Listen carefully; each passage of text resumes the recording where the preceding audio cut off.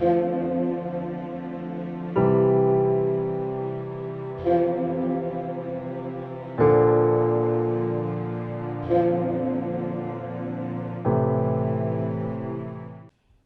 مقدس میں سے ہمارے لیے آج کی تلاوت اشعیاء نبی کا صحیفہ اس کا 58 باب 9 سے 14 آیت۔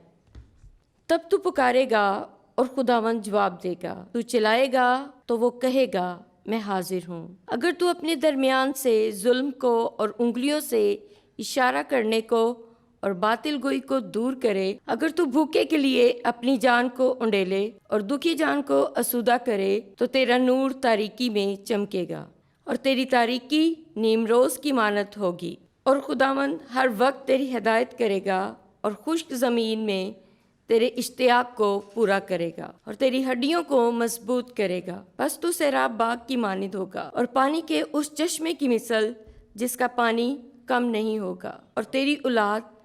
زمانوں کے ویران مکانوں کو تعمیر کرے گی، اور تو پشت در پشت کی بنیادوں کو قائم کرے گا، اور تو رکھنے کا بند کرنے والا اور باشندوں کے لیے راہ بحال کرنے والا کہلائے گا۔ اگر تو سبت سے اپنے پاؤں کو روکے رکھے اور میرے مقدس دن میں اپنی مرضی کرنے سے باز آئے اور سبت کو اپنی فرحت کا باعث سمجھے اور اسے خداوند کا مقدس اور مکرم کہے اور اس کی یوں عزت کرے کہ تو اس میں نہ اپنا کاروبار کرے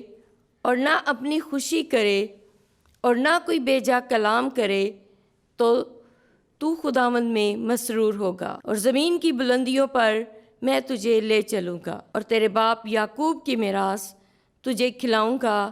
کیونکہ خداوند کے منہ نے یہ فرمایا ہے۔ پاک کلام کے پڑھے اور سنے جانے پر خداوند کی برکت ہو، خداوند کا شکر ہو۔